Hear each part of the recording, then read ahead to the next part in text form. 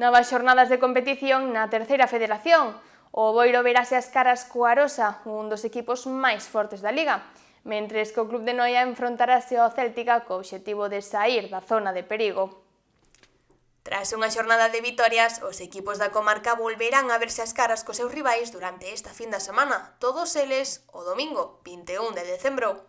No que concerne ao Boiro, tocaralle sacar as súas forzas contra o Arosa, un dos equipos máis fortes da Liga e quenes ocupan un segundo posto na clasificación.